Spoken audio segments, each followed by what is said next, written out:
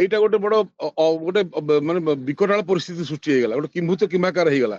ଜଣେ ଲୋକ ନିଜେ ସ୍ୱୀକାର କରୁଛନ୍ତି, ଓପନଲି ମିଡିଆରେ କହୁଛନ୍ତି ଯେ ମୁଁ ଯୋଉ ଦାରୁ କାଠ ଥିଲା ସେଇ ଦାରୁ କାଠରୁ ଯୋଉ ମୂର୍ତ୍ତି ତିଆରି କରିକି ଆଣିକି ବେଙ୍ଗଲରେ ମୁଁ ସ୍ଥାପନ କରେଇଲି।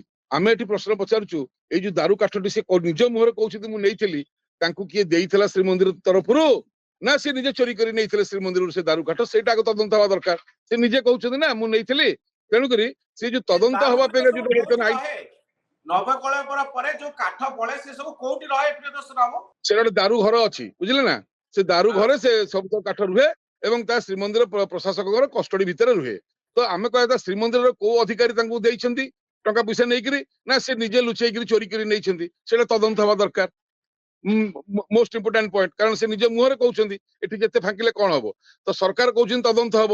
ଆମର ବିନମ୍ରତାରେ ସରକାରଙ୍କୁ ପଚାରିବା କଥା, ବିଶେଷ କରି ଆଇନ ମନ୍ତ୍ରୀଙ୍କୁ ପଚାରିବା କଥା ଯେ ଆଜ୍ଞା ବଳଭଦ୍ର ଗଳି ପଇଲେ ରଥରୁ ତଦନ୍ତ ଚାଲିଛି, ରାଜ୍ୟପାଳଙ୍କ ପୁଅ ମାଇଲେ ମାଡ ତଦନ୍ତ ଚାଲିଛି, କିଟ୍ ବିଶ୍ୱବିଦ୍ୟାଳୟରେ ଆତ୍ମହତ୍ୟା ହେଲେ ତଦନ୍ତ ଚାଲିଛି। ଇଏ ଯୋଉ ତଦନ୍ତ ଚାଲିଛି ଚାଲୁଥିବ, ଆପଣଙ୍କର କାର୍ଯ୍ୟକ୍ରମ କେବେ ହବ?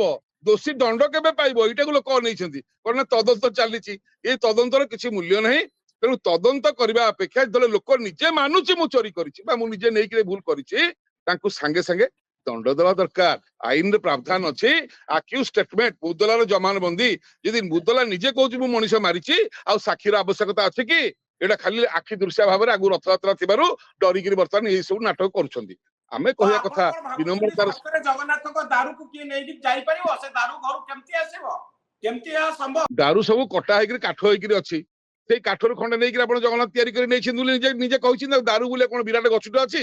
ଗଛ ଗୁଡା ସବୁ ସରିଯାଇଛି, ମହାପ୍ରଭୁ ତିଆରି ହେଇଛନ୍ତି। ଯୋଉ ଖଣ୍ଡ ଖଣ୍ଡ କାଠ ବଳିକି ଥାଏ ସବୁ ଦାରୁ ଘରେ ରହେ, କୋଉଠୁ କାଲି ରିପେୟାରିଂ ପରେ କଣ ଦରକାର ହେଲେ ସେଟା କାର୍ଯ୍ୟରେ ଲାଗେ।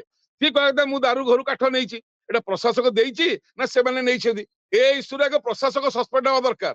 ପ୍ରଶାସକ ବଳଭଦ୍ରଙ୍କଠୁ ଆଜି ପର୍ଯ୍ୟନ୍ତ କଣ ଆକ୍ସନ ନେଲେଣି? ବଳଭଦ୍ର ଗଳି ପଇଲାଠୁ ଆଜି ପର୍ଯ୍ୟନ୍ତ ସେ ଜିଲ୍ଲାପାଳ ଏମିତି କେମିତି ପୁରୀରେ ରହୁଛନ୍ତି ଏପର୍ଯ୍ୟନ୍ତ ଆଜି ପର୍ଯ୍ୟନ୍ତ ତାଙ୍କର ବଦଳି ହଉନି, ତାଙ୍କୁ ଦଣ୍ଡ ହଉନି। ଏବଂ ରାଜ୍ୟପାଳଙ୍କର ପୁଅ ଯୋଉ ମାଡ ମାରିଥିଲେ ଓଡିଆ କର୍ମଚାରୀଙ୍କୁ, ସେ ତଦନ୍ତ ମଧ୍ୟ ଜିଲ୍ଲାପାଳ ସାରୁନାହାନ୍ତି।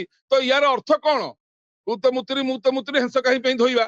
ଆମର ଏଠି ଆପଣଙ୍କୁ ଆଉ ଗୋଟେ ଜିନିଷ ସୂଚେଇ ଦେବାର ଅଛି ଯେ ଯୋଉ ଲୋକ ଅମୃତ କୂଳରେ ଜନ୍ମ ହେଇକିରି ବିଷ ବାଣ୍ଟି ପାରେ, ଯୋଉ ଲୋକ ମହାପ୍ରଭୁଙ୍କ କୂଳରେ ଜନ୍ମ ହେଇକିରି ମହାପ୍ରଭୁଙ୍କ ଦେହରେ କଳଙ୍କ ଲଗେଇ ଦେଇପାରେ କିଛି ଅର୍ଥ ଲୋଭରେ, ତାଙ୍କୁ ଆମେ ପଚାରିବା କଥା। ସେଠି କହୁଛନ୍ତି ମୁଁ ଦାରୁ କାଠରେ କରିଥିଲି, ବ୍ରହ୍ମ ସ୍ଥାପନ କରିବାକୁ ଆସିଛି, କାଲି ବ୍ରହ୍ମ ସ୍ଥାପନ କରିଲି, ଏବଂ ଏଠି କହୁଛନ୍ତି ଏଗୁଡା ସବୁ ଭୁଲ କଥା।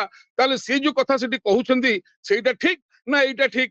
ନା ଦି ପଟିଆ ଦୋମୁଣ୍ଡିଆ ସାପ ହେଇକିରି ସେ ବର୍ତ୍ତମାନ ସେଠା ଲୋକଙ୍କୁ ଧୋକା ଦଉଛନ୍ତି ଏବଂ ଏଠା ଲୋକଙ୍କୁ ମଧ୍ୟ ଧୋକା ଦଉଛନ୍ତି।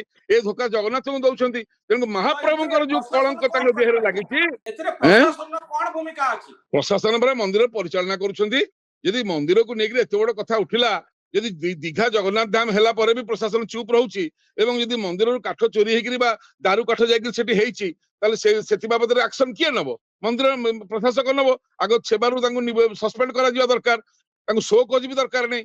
ସେ ତେଣୁକରି ତାଙ୍କୁ ସେ କଥା ନ କରିକିରି ଘଣ୍ଟ ଘୋଡେଇବାର ଯୋଉ ପ୍ରହସନ ଚାଲିଛି, ସେମାନେ କହୁଛନ୍ତି ଆମେ ଦେଖିବୁ, ଆମେ କରିବୁ, ତଦନ୍ତ ଚାଲିବ, କାଲି ନିଯୋଗ ବସିବ।